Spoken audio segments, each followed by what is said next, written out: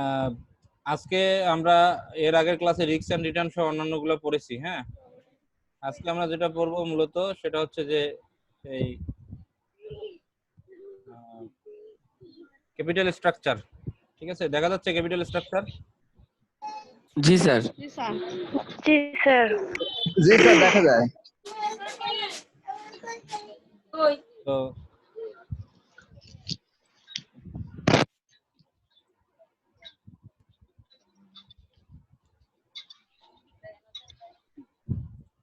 মূলত ঈদের পরে আমাদের আজকে ক্লাস, তোমরা জানো যে ঈদের মধ্যে আমাদের ট্রাস্টি বোর্ডের সম্মানিত চেয়ারম্যান এবং আমাদের অতীত দিবঙ্কর বিজ্ঞান ও প্রযুক্তি বিশ্ববিদ্যালয়ের এগ্রি বিজনেস বিভাগের অ্যাডভাইজার সাদা মোহাম্মদ মহিউদ্দিন স্যার এবং ট্রাস্টি বোর্ডের চেয়ারম্যান ইসরাফিল আলম এমপি মারা গেছে।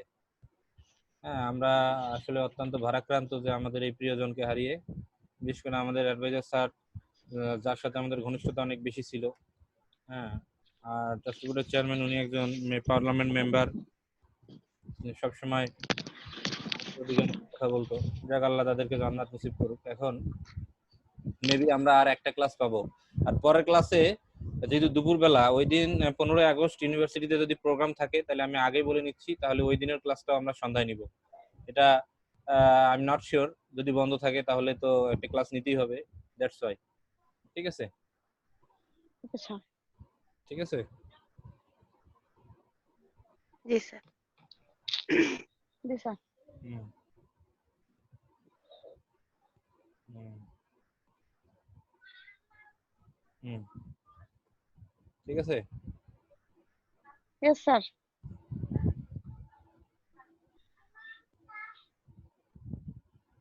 তো ক্যাপিটাল স্ট্রাকচার অ্যান্ড লিভারেজ, আজকে আমরা যেটা আলোচনা করতেছি capital structure and leverage.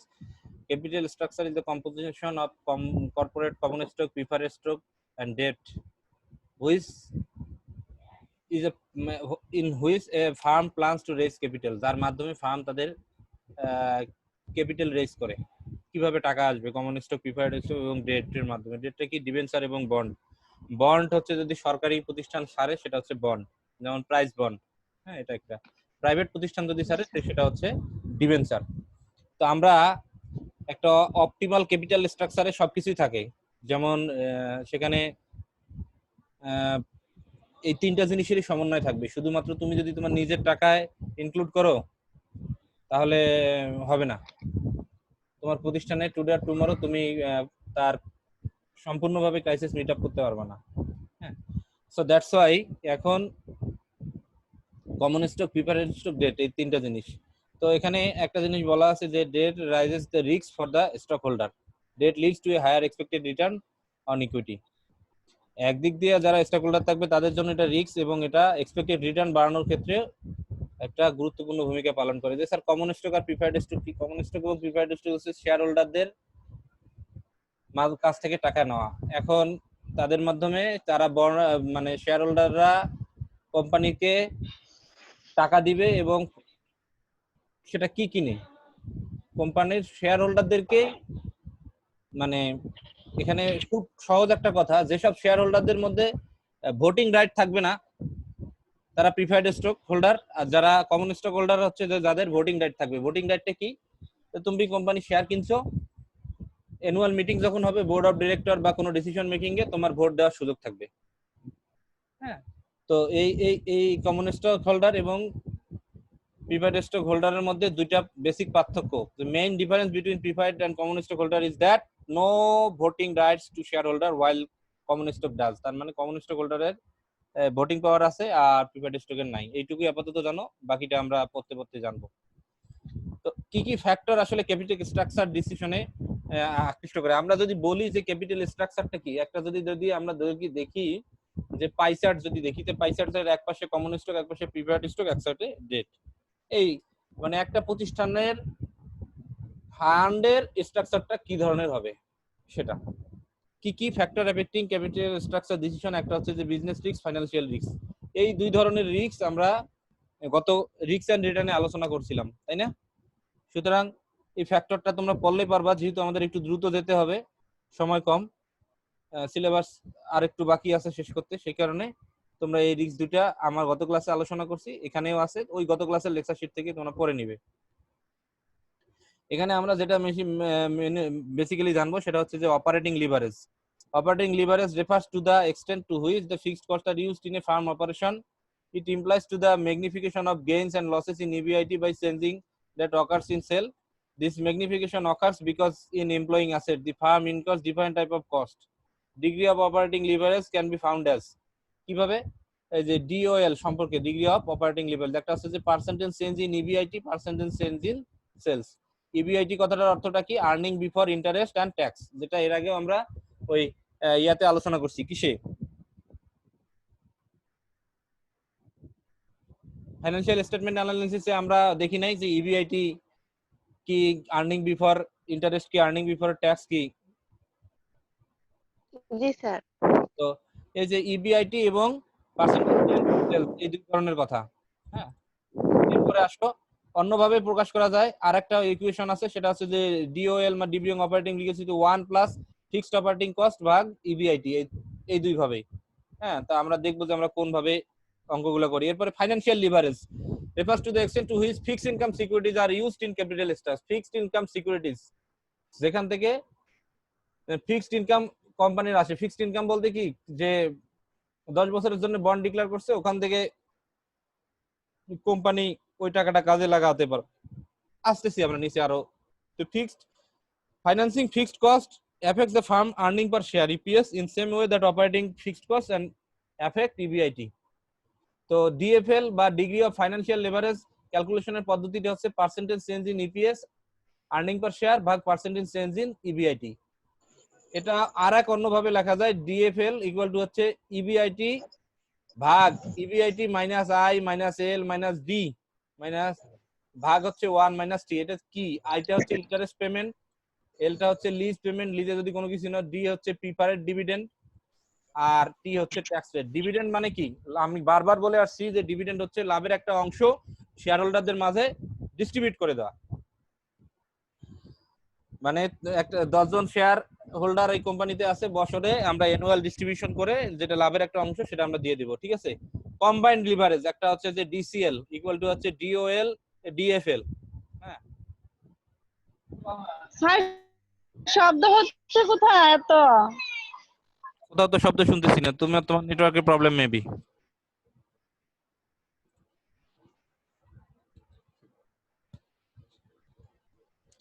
Degree of operating leverage, degree of financial leverage. হ্যাঁ, তো এই অপারেটিং লিভারেজ, ফাইনান্সিয়াল লিভারেজ, এই বিষয়গুলো নিয়ে আমরা আলোচনা করব। হ্যাঁ,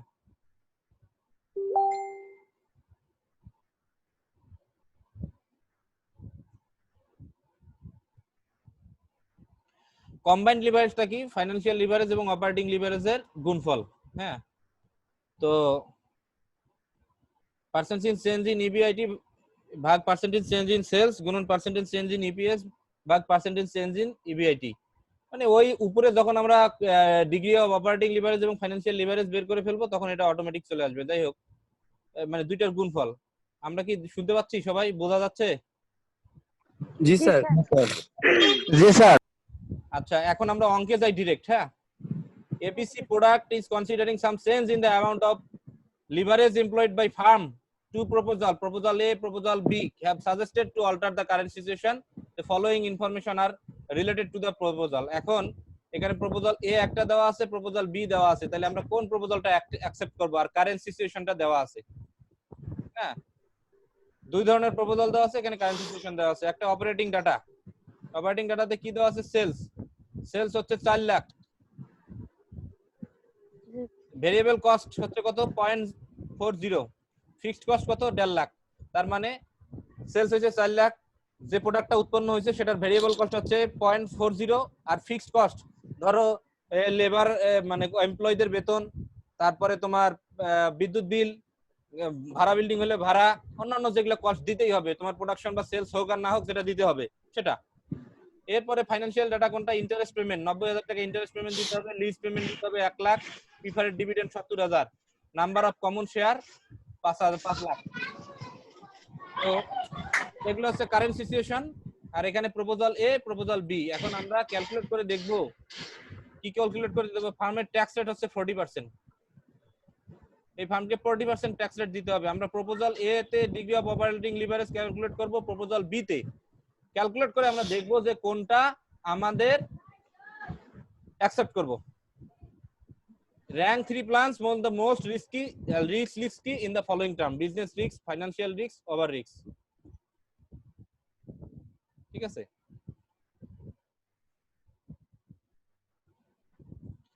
একটা হচ্ছে যে সেলস রেভিনিউ। এখন ইবিআইটি টা কাকে বলে, কিভাবে আমরা বের করব? প্রথমে দেখো, আমরা সলিউশনে এখন আসি। Sales revenue minus fixed cost যোগ ভেরিয়েবল কস্ট। তাহলে ইবিআইটি সেলস রেভিনিউ কত? 4 লাখ। এই যে আমরা এখানে দেখছি কত? 4 লাখ, তাই না? জি স্যার। 40 লক্ষ। 4 লাখ জি স্যার কও কেন? এটা 6টা শূন্য, 5টা শূন্য হলে 4 লাখ, 40 লক্ষ। সেলস দেখো 40 লক্ষ। এখান থেকে বিয়োগ কি? Fixed cost. ফিক্সড কস্ট কত? 1.5 লাখ। 1.5 লাখ স্যার। 1.5 লাখ। ঠিক আছে, মাহবুবুর রহমানের কত আছে গণ? 1,50,000। মাহবুব কয়টা আছে গণ? প্রশ্ন লাগো। 1 2 3 4 5টা স্যার। কেমনে 5টা আছে? স্যার 15 লাখ। 1 2 3 একক দশক শতক হাজার অযুত লক্ষ নিযুত 15 লক্ষ। তো জি কিভাবে স্যার, কত? 15 লক্ষ। আমি 1.5 লক্ষ দিচ্ছি, দেখি তুমি তো বলো না যে স্যার ভুল বলতেছে। 15 লক্ষ তোমার জি মনে স্যার। নাই? ঠিক আছে, এই যে 15 লক্ষ যোগ এখানে আমরা ভেরিয়েবল কস্ট কিভাবে বের করব? ভেরিয়েবল কস্টটা হচ্ছে পার সেলস প্রতি ভেরিয়েবল কস্ট কত? 0.40। 0.40 স্যার। তাহলে টোটাল সেলস কত হয়েছে? 40 লক্ষ। তার মানে কি 0.40 গুণন 40 লক্ষ, 40 লক্ষ। এটা ক্যালকুলেট করলে হয় 16 লক্ষ। Sorry. তাহলে 16 লক্ষ আর 15 লক্ষ কত? 30 লক্ষ নাকি? জি স্যার। আমি স্যার কেমনে বলছো? 16 আর 15 ওই করলে হয় 31 লক্ষ। 31 লক্ষ। ঠিক আছে, তাহলে 40 লক্ষ থেকে 31 লক্ষ বিয়োগ দিলে হয় 9 লক্ষ। 9 লক্ষ স্যার। তাহলে ফিক্সড কস্ট আমরা পাইলাম। ভেরিয়েবল কস্ট, যেহেতু ভেরিয়েবল কস্ট পার সেলস, সেহেতু 4 লক্ষ। 40 লক্ষ গুণন 0.40 16 লক্ষ, টোটাল হচ্ছে 31 লক্ষ। হ্যাঁ, এখন অনুরূপ ভাবে আমরা ইবিআইটি প্রপোজাল এ এবং বি এর ক্ষেত্রে নির্ণয় করতে পারবো না? আমরা দেখি প্রপোজাল এ এবং বি তে কি বলছে। এখানে হচ্ছে সেলস 50 লাখ আর 0.30 হচ্ছে একটা ভেরিয়েবল কস্ট, একটা 0.250, আর এখানে ফিক্সড কস্ট দুইটার ক্ষেত্রে 2 লাখ। তাহলে এখানে কি, এই যে 2 লক্ষ 0.30 গুলো 5 লাখ, 5 লাখ সেলস, এখানে 2 লাখ। তাহলে এখানে 35 লক্ষ থেকে 5 লক্ষ বিয়োগ করলে 15 লক্ষ। আর এখানে 0.25 হচ্ছে ভেরিয়েবল কস্ট, তার সঙ্গে 4 লক্ষ তাদের সেলস কত? স্যার একই সূত্র দিয়ে হবে। হ্যাঁ, একই সূত্র দিয়ে আমরা কারেন্ট সিচুয়েশনে বের করব। কারেন্ট সিচুয়েশন বের এ করার বিও পরে বের করতে প্রপোজাল হবে। এ পরে বি বের করব। এখানে আছে 15 লক্ষ, এখানে আছে 1 লক্ষ, সেম অ্যাজ ইউজুয়াল। ও এখন ইবিআইটি বের করা হয়ে গেলে আমরা বের করব কি? Degree of operating leverage. Degree of operating লিভারেজটা কিভাবে বের করে? 1 যোগ ফিক্সড অপারেটিং কস্ট ভাগ ইবিআইটি। খুব সহজ। তাহলে আমরা যদি দেখি, আমরা কারেন্ট সিচুয়েশনে ইবিআইটি কত আমাদের? 9 লাখ।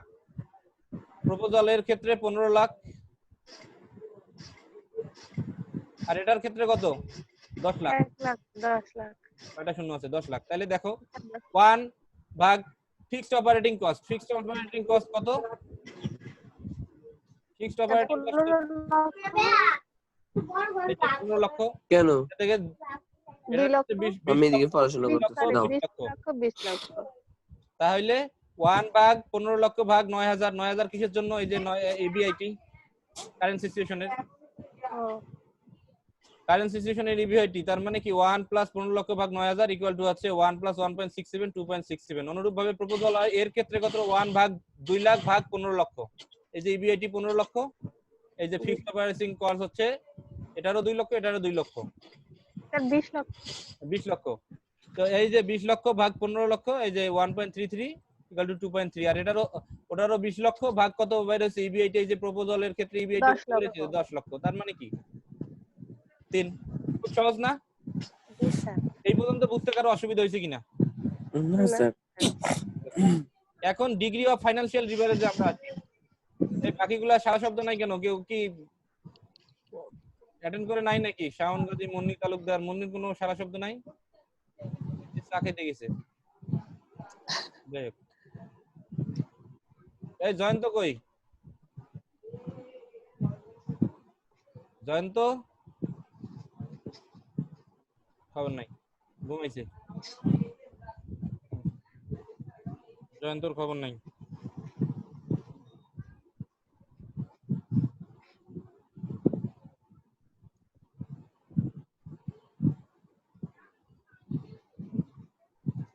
হাসিবেও তো নাই, হাসিবে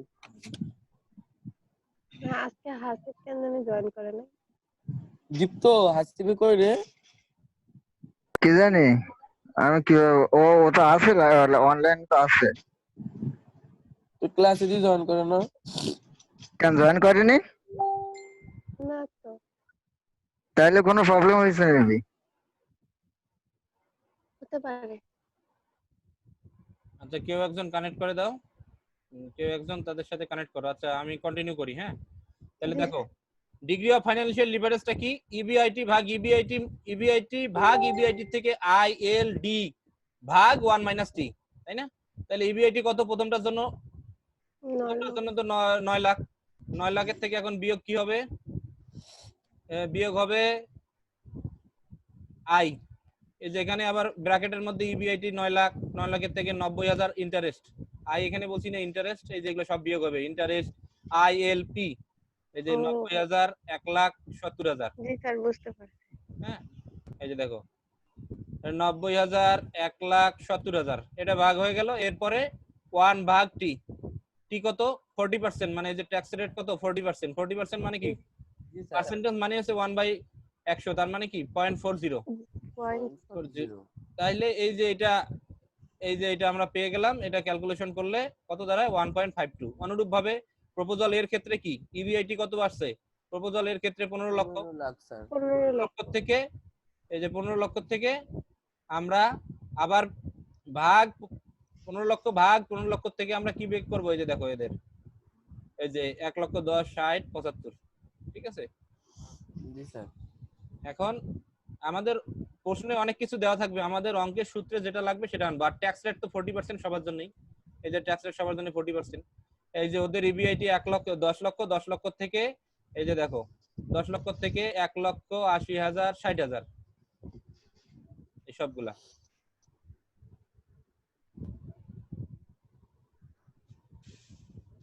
ঠিক আছে?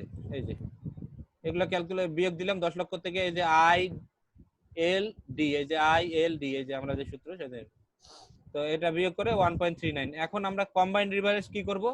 Degree of operating leverage, degree of financial leverage, এই দুইটার গুণফল। তাহলে অপারেটিং লিভারেজ কত? কারেন্ট সিচুয়েশনের জন্য 2.67 গুণন 1.52, এই যে দেখো 2.67, আর এই যে ফাইন্যান্সিয়াল কত? 1.52, তাই না? এই যে, তো এই যে এগুলা গুণ করলে 4.60। ডিসিএল এর জন্য কত? 2.89, বি এর জন্য কত? 4.17। তারপরে আমরা রিকোয়ারমেন্ট বি তে যাই। রিকোয়ারমেন্ট বি তে কি বলছে? যে risk plan, business risk, financial risk, over total risk. তাহলে আমরা 1 নম্বরে কি দেখতেছি? প্রপোজাল, মানে বি। র‍্যাঙ্কিংটা আমাদেরকে করতে বলছে। তাহলে প্রপোজাল বি, বির পরে কি? কারেন্ট এ, কারেন্ট পজিশন, এই যে এটা 4.17, তারপরে 4.06, তারপরে 2.89, তাই কিনা? জি স্যার। প্রত্যেকটার ক্ষেত্রে একই রকম অবস্থা। এখানে বোঝাই যায় যার প্রত্যেকটার ক্ষেত্রে একই রকম কেন? কারণ ডিগ্রি অফ অপারেটিং লিভারেজ যদি একটা হয়, মানে এইরকম বড় হয়, তার মানে কি অন্যান্য গুলাতেও এই একই রকম হবে। কারণ দুইটার গুণফল তো তো এখানে, তাই না? জি স্যার। এই হচ্ছে বিষয়। তাহলে এভাবে র্যাঙ্কিং করতে হবে। তাহলে আমাদের যদি পরীক্ষায় এরকম শুধু অঙ্ক দেওয়া থাকে আর ডিজিট যদি চেঞ্জ করা থাকে, আমরা পারবো না? জি স্যার, পারবো। নিয়ম তো জি স্যার। একই, সূত্রটা একই থাকবে। হুম।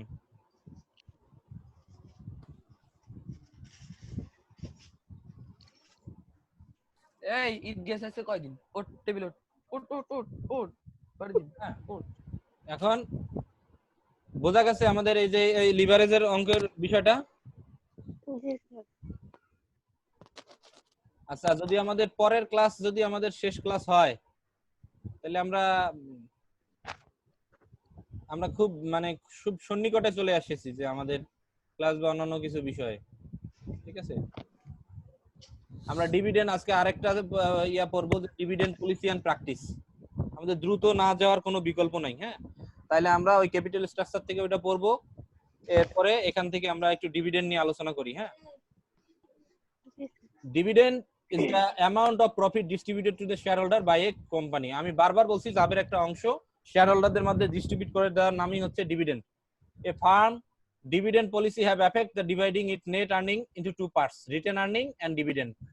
হ্যাঁ, মানে তোমার 100 টাকা ইনকাম হয়েছে, এর মধ্যে তুমি 20 টাকা রেখে দিবা আর 80 টাকা শেয়ার হোল্ডারদের মধ্যে ডিস্ট্রিবিউট করে দিবা। এই যে যেটা রেখে দিবা সেটা রিটেন আর্নিং, আর যেটা এই যে 20 টাকা দিবা শেয়ার হোল্ডার, সরি 20 টাকা রেখে দিবা সেটা রিটেন আর্নিং, আর যে 80 টাকা শেয়ার হোল্ডারদের মধ্যে ডিস্ট্রিবিউট করে দিবা সেটা হচ্ছে তোমার ডিভিডেন্ড। ডিভিডেন্ড রেভার to the portion of that firm net earning which is paid out to the shareholder। এই যে dividend refers to that portion of a firm's net earning which are paid out to the shareholder, shareholderদের মাঝে যেটা paid করে দেওয়া হয়। আর retained earning on the other hand provide funds to the financial long term growth of the firm, মানে ওইটা রেখে দেয় যে এটা ফার্দার আমরা কোনো বিজনেসে ইনভেস্ট করব। ক্লিয়ার? একজন একজন করে কমতেছে কেন আমি বুঝতেছি না তো। কি জানি sir. I am not sure what is actually going on. এখন দেখো, তাহলে dividend is the amount of profit যেটা শেয়ার হোল্ডারদের মধ্যে ডিস্ট্রিবিউট করে দেওয়া হয়। লাভের একটা অংশ যদি আমরা শেয়ার হোল্ডারদেরকে ডিস্ট্রিবিউট করে না দিয়ে যেটা রেখে দেই লং টার্ম ইনভেস্টমেন্টের জন্য, সেটাকে নেট রিটেন আর্নিং বলে, ঠিক আছে। তো the firms after net profit can be divided into two categories. Funds to finance long term growth, funds to distribute to the shareholder. The major portion of the net earning of the firm is kept for long term financing, ঠিক আছে। ফাইন্যান্সে এটা ফার্মের major portion earning এর long term গ্রোথের জন্য রাখা হয়, যেটা ওই যে নেট আর্নিং, আর একটা শেয়ার হোল্ডারদের মধ্যে ডিস্ট্রিবিউট করে দেওয়া হয়, কারণ শেয়ার হোল্ডারটা তো টাকা দেয় প্রতিষ্ঠানকে, তাদের যদি একটা আমাদের এখানে ইনভেস্ট করে, আমরা যদি লাভের একটা অংশ তাদেরকে না দেই তাহলে তো তাদের এখানে ইনভেস্ট করে লাভ নাই। দ্যাটস ওয়াই এই ডিভিডেন্ড পলিসিটা নেওয়া হয়। হ্যাঁ, কি কি approach? Dividend policy affect the both long term financing and return distribute to the share holder as a firm decision to pay the dividends may be shaped by two possible view point as mention under. একটা হচ্ছে কি long term financing decision, আর একটা হচ্ছে যে তোমার এই share হোল্ডারদের মাঝে দেওয়া। এটা এই কারণেই মূলত এখানে বর্ণনাগুলো করা আছে, আমি শুধু আলোচনা করি। দেখো, আমি তুমি বা আমরা এখানে 10 জন যারা আছি, আমরা একটা ফার্মের শেয়ার কিনলাম, 10 জনে 1 লক্ষ টাকা করে 10 লক্ষ টাকা শেয়ার কিনলাম। 1 বছর এই শেয়ার হোল্ডারদের টাকাটা ফার্ম ব্যবহার করে যদি একটা অংশ তাদের লাভ তো অবশ্যই হয়েছে, তো তাদের এই লাভের একটা অংশ যদি শেয়ার হোল্ডারদের মধ্যে না দেয় এই বিজনেস থেকে, তাহলে তো আমি কেন ওখানে আমার টাকাটা ইনভেস্ট করব, তাই না? সবাই তো চায় প্রফিট। তাহলে এখন ফার্ম আমাদের কাছে 10 লাখ টাকা নিয়ে 5 লক্ষ টাকা পাইছে, এখন সেখান থেকে 1 লক্ষ টাকা রেখে দিবে, 4 লক্ষ টাকা আমার শেয়ার হোল্ডারদের মধ্যে ডিস্ট্রিবিউট করে দিবে। আর 1 লক্ষ টাকাটা কি জন্য দিবে, যে এটা রাখবে সেটা হচ্ছে যে আমরা আর একটা প্রজেক্ট চালু করতেছি সেটার জন্য, বা আমরা একটা নতুন কোনো কিছুর জন্য। কারণ এটা যদি না হয় তাহলে ওই শেয়ার হোল্ডারদের মানে স্যাটিসফ্যাকশন আসবে না। অন দা আদার হ্যান্ড ফার্মের লং টার্ম গ্রোথ আসবে না। কারণ কি, এমনটা হইতে পারে যে তুমি কি করলা, শেয়ার ওই ফার্মের শেয়ার বিক্রি করে দিয়ে চলে গেলা, যে না আমি আর এখানে এই ফার্মের আন্ডারে থাকবো না, হতে পারে না? জি স্যার।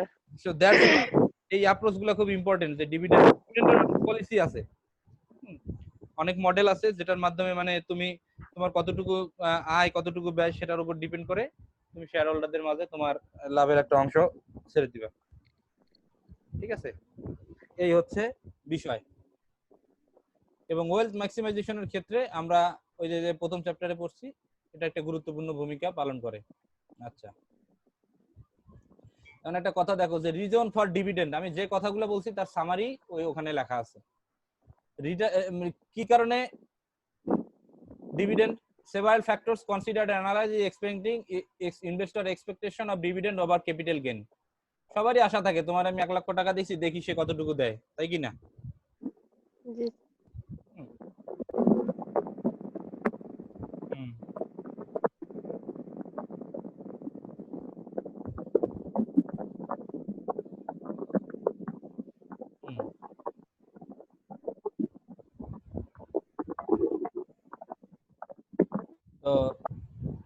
এটা একটা বিষয়। দ্বিতীয়ত হচ্ছে যে reduction of uncertainty, the promise of future capital gains or a future distribution of earning involves more uncertainty than a distribution of current earning। হ্যাঁ, তোমাকে লাভের অংশ দিচ্ছে না, কোম্পানি কি করতেছে টাকাটা, কোম্পানি তো তোমাকে নাও দিতে পারে, বা তুমি টাকা মানুষকে দিয়ে কি কেউ নিজের মধ্যে তার নিশ্চয়তা থাকে যদি সে লাভের একটা অংশ না পায়? সেটাই বলছে যে রিডাকশন অফ আনসার্টেনিটি। ডিভিডেন্ড আমি যখন পাবো তখন আমার মধ্যে থেকে ওই অনিশ্চয়তাটা দূর হয়ে যাবে না যে কোম্পানি ভালো করতেছে। ইন্ডিকেশন অফ স্ট্রেংথ, এবং এটা আরেকটা স্ট্রেংথের ইন্ডিকেশন এটাই করে যে না কোম্পানি রাইট ট্র্যাকে আছে, কোম্পানি ইনকাম করতেছে, কোম্পানি সবাই এগিয়ে যাচ্ছে, এবং আমি খুব প্রাউড ফিল করতেছি যে আমি এই কোম্পানির একজন শেয়ার হোল্ডার, তাই না? এবং নিড ফর কারেন্ট ইনকাম।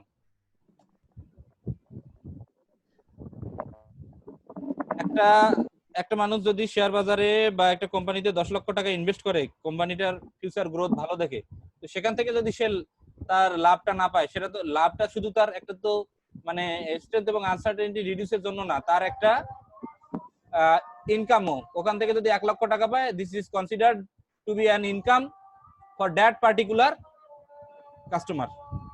ঠিক আছে?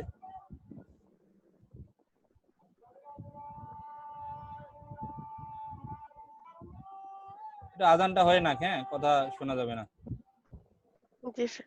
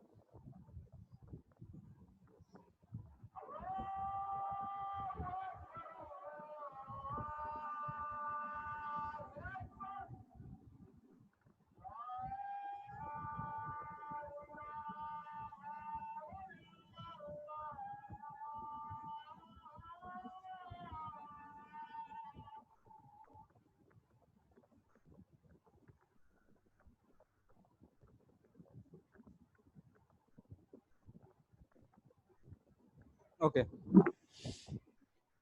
তো ডিভিডেন্ড দেওয়ার কিছু ফর্মুলা আছে। একটা হতে পারে যে ক্যাশ ডিভিডেন্ড তোমাকে দিচ্ছে, একটা দিতে পারে যে স্টক ডিভিডেন্ড, যেমন বোনাস শেয়ার দিতে পারে, একটা হচ্ছে যে স্টক পিলস। হ্যাঁ, তোমার যে শেয়ার আছে সেই শেয়ারের পরিমাণ বেড়ে যাবে। তো এই কিছু ফর্ম আছে, সেটা হচ্ছে যে বোনাস শেয়ার মানে কি, তুমি 100 শেয়ার কিনছো, তোমাকে বোনাস শেয়ার হিসাবে 50টা শেয়ার বাড়ায় দিলো, মানে কি আরো 50টা শেয়ার হোল্ডারের মালিক তুমি হইলা। অথবা তোমাকে ক্যাশ আকারে দিল, তোমার অ্যাকাউন্টে ক্যাশ চলে গেল। তাহলে বেশিরভাগ কোম্পানি কোন ভাবে দেয় পেমেন্ট, সেটা হচ্ছে যে ক্যাশ আকারে দেয়। ঠিক আছে? তো এখানে এই এই ইয়াতে আমরা মূলত এটার বেশি আর যাব না। হ্যাঁ,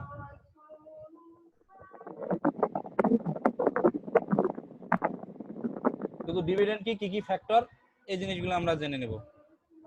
আচ্ছা, আর একটা টপিক আজকে আমরা পড়বো, বাট সেই টপিকটার অঙ্ক আজকে করব না, কিন্তু ধারণা নিব। হ্যাঁ, এটা হচ্ছে যে capital budgeting. Capital budgeting. Capital refers to the operating asset that is used in the production, and budget refers to a planned detailed projected cash flow during some period.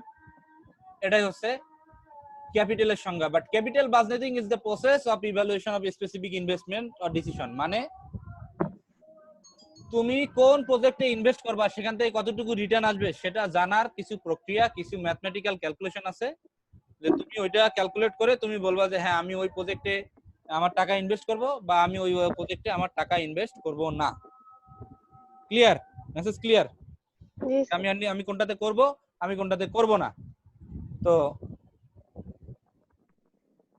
এই ক্যাপিটাল বাজেটিং এ সেই technique গুলো নিয়ে আমরা ইয়া করব। কি কারণে capital budgeting importance? একটা হচ্ছে decision of capital budgeting last long, strategic business decision, timing on capital asset needed, it improves the quality of asset acquisition, it involves substantial expenditure.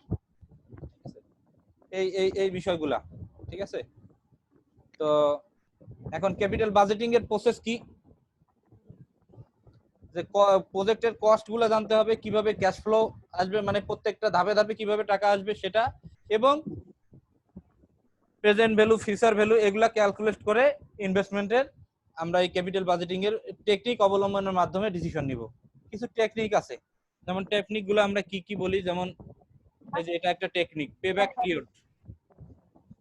Payback period মানে কতটুকু সময় লাগবে, তুমি একটা টাকা ইনভেস্ট করলা, সেই টাকাটা তোমার ফেরত আসতে কতটুকু সময় লাগবে।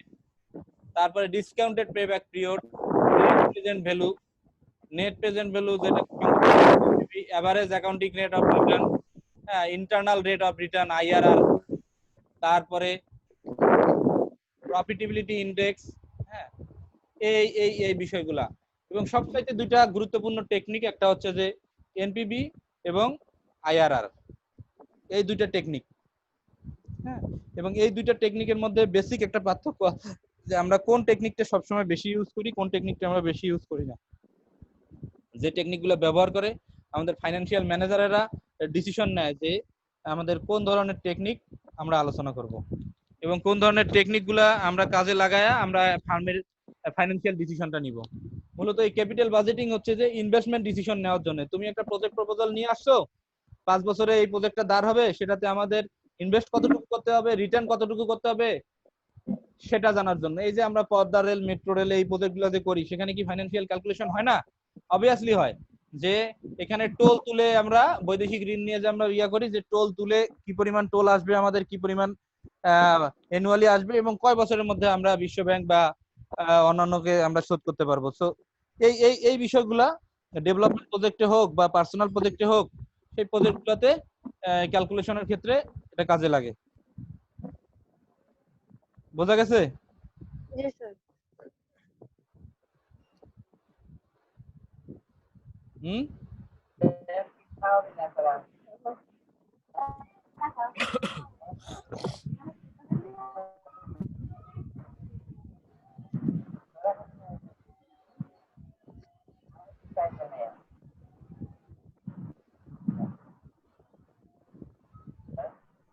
হ্যালো, জি কথা বোঝা যাচ্ছে তোমাদের? জি স্যার। তাহলে এই ক্যাপিটাল, হ্যাঁ বলো।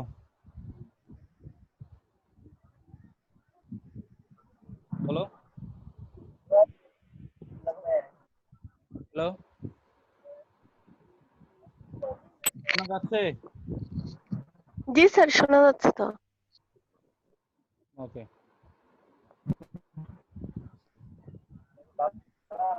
তাহলে এই এই ক্যাপিটাল বাজেটিং এর এই লেকচার শিট গুলো আজকে আমি দিয়ে দিব। এই লেকচার শিট গুলোতে তোমরা এই চ্যাপ্টারটার বিভিন্ন পয়েন্ট বা টপিক গুলো নিয়ে একটু দেখবা। আমরা ইনশাআল্লাহ যদি আগামী সপ্তাহে আমরা যদি সময় পাই, তাহলে আমরা ম্যাথমেটিক্স সহ অন্যান্য বিষয়গুলো নিয়ে দেখব, এবং যদি সেটা আমাদের লাস্ট ক্লাস হয়ে থাকে, তাহলে আমরা মানে পরীক্ষা দিক নির্দেশনা দিব। পরীক্ষা 3 ঘন্টার, এর মধ্যে 60%, 40% যে ওই যে সৃজনশীল এবং হুবহু এই বিষয়গুলা থাকবে। তবে তোমাদের যেটা বিষয় আমি শুরুতেই যে কোর্স আউটলাইন দিয়েছি, সেই কোর্স আউটলাইনে কিন্তু অ্যাসাইনমেন্ট দেওয়ার কথা বলা আছে। জি sir. You are not about এই অ্যাসাইনমেন্ট। তোমরা কিন্তু অ্যাসাইনমেন্ট নিয়ে কোনো ধরনের তোমাদের মধ্যে চিন্তা চেতনা নাই। স্যার আছে, দিয়ে দেবো, করতে একটু টাইম লাগতেছে। এটা যদি তোমরা শেষ না করো, you will get 0। Sir. Sir আমরা খুব তাড়াতাড়ি দিয়ে দিচ্ছি আর এই তোমাদের পরের শব্দ হচ্ছে পরের বার কোর্স সিলেকশনের ক্ষেত্রে তোমরা কিন্তু সতর্ক থাকবা, যে কোনটা কোনটা কোর্স আমরা সিলেকশন করব, কোনটা কোনটা কি। আমার কোর্স আউটলাইনে সবকিছু দেওয়া আছে। কোর্স আউটলাইনে আমার সবকিছু দেওয়া আছে যে কোনটা কোনটা কোর্স থাকবে, কোনটা কোনটা কোর্স থাকবে না। সো এখানে না জানার বা না বোঝার কোনো কারণ নেই। Am I clear? জি স্যার। Okay fine. এখন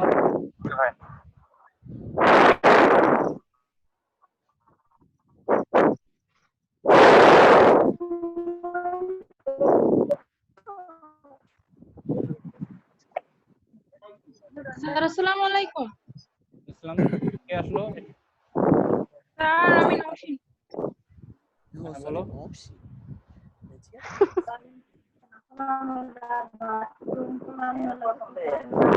এখন তোমাদের কিছু কথা শুনি। পরীক্ষা আর একটা কথা বলি, অবশ্যই 18 তারিখের আগে সমস্ত পেমেন্ট প্রসিডিউর যা আছে সবগুলো ক্লিয়ার করবা। যাদের জরিমানা ইনকার্ড হয়ে গেছে তারা প্লিজ মেসেঞ্জারে আমাকে নক দিয়ে জানাবা। ফোন দেওয়ার কোনো প্রয়োজন নেই। একান্ত কারো প্রবলেম থাকলে সেগুলো আলাদা, ইন্ডিভিজুয়াল পেমেন্ট সংক্রান্ত প্রবলেম আলাদা শুনবো, বাট কারো যদি কোনো জরিমানা থাকে সেটা কিন্তু জানাবা অবশ্যই, আদারওয়াইজ প্রবলেম হবে। হ্যাঁ, তো পরীক্ষার ব্যাপারগুলা এটা থাকলো। দ্বিতীয়ত হচ্ছে যে অ্যাসাইনমেন্ট সবাই প্রত্যেকটা টিচারের, কোর্স টিচারের অ্যাসাইনমেন্ট দিয়ে দিবা। বিশেষ করে টিচাররা তাদের কোর্স আউটলাইনে অবশ্যই এটা দেওয়া আছে, তোমরা সবাই সেজন্য দিয়ে দিবা। আর গ্রুপে নিয়মিত অ্যাক্টিভ থাকবা, পড়াশোনায় একটু মনোযোগী হও। হ্যাঁ, তোমাদের কোনো কথা থাকলে একটু শুনি। ভার্সিটি ওপেন না হইলে ভালো লাগছে না। আচ্ছা, ভার্সিটি এই পরিস্থিতিটার কারণে আমরা মানে আল্লাহর কাছে প্রার্থনা করি যাতে খুব দ্রুত এটা সব ঠিক হয়ে যায়, যাতে কোনো অসুবিধা না হয়। জি স্যার। নাজিয়া তাবাসসুম, তোমার কোনো কথা আছে? স্যার আসলে স্যার আজকে একটু লেট হয়ে গেছে, এই জন্য স্যার ফার্স্ট থেকে কিছু শুনতে পারিনি। ওকে, ঠিক আছে, তুমি রেকর্ডিং শুনে নিবা, অন্যান্যদের সাথে আলাপ আলোচনা করে নিবা। মুন্নি তালুকদার ঘুমাই গেছে? জি স্যার। নাই, কোনো খবর নাই। একে একে লিভ করে যাচ্ছে, আমি বুঝলাম না what is the main reason behind this.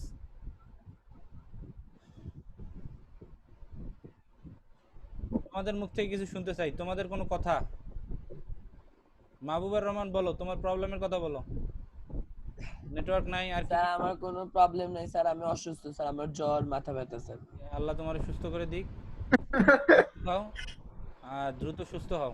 হ্যাঁ, জি ভার্সিটি স্যার। করলে আমরা আবার কালচারাল প্রোগ্রাম করলে তোমার সুস্থতার প্রয়োজন আছে, সবাই ওর জন্য দোয়া করো। সবাই সবার জি স্যার। হ্যাঁ, আমাদের যে এই যে এখন দুর্যোগ, এই দুর্যোগ থেকে যাতে আল্লাহ সবাইকে আমাদেরকে হেফাজত করে। শোনো, আমরা অলমোস্ট আমাদের কোর্স আউটলাইন অনুযায়ী শেষ পর্যায়ে চলে এসেছি। হ্যাঁ, যেহেতু আমাদের জি স্যার। সেশনটা এই সেমিস্টারটা একটু শর্ট ছিল, শর্ট আকারেই সবকিছু করা, ডিউ টু প্যান্ডেমিক সিচুয়েশন। এই প্যান্ডেমিক সিচুয়েশন কেটে গেলে স্যার চুয়াডাঙ্গায় যে ফার্স্ট ক্যাপিটাল ইউনিভার্সিটি ছিল না স্যার, হ্যাঁ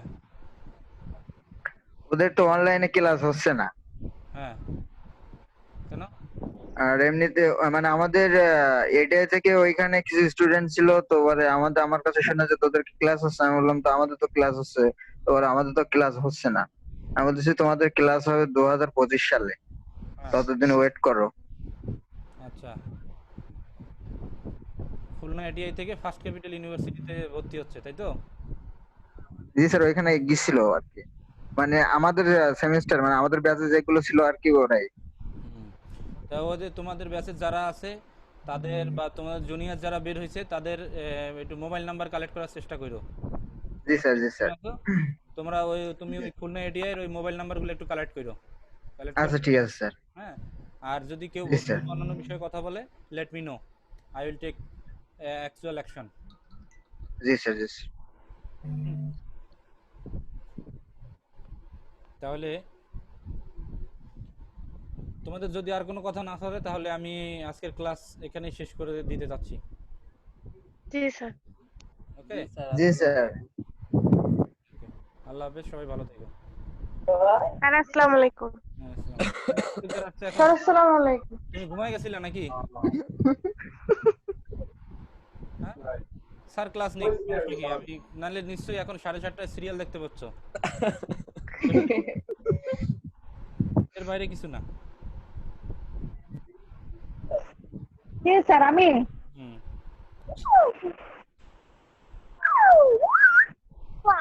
যাই হোক তোমার বউ দিলে তো খারাপ নেট নিয়ে আমি গ্রামে আসছি ও গ্রামে চলে গেছো।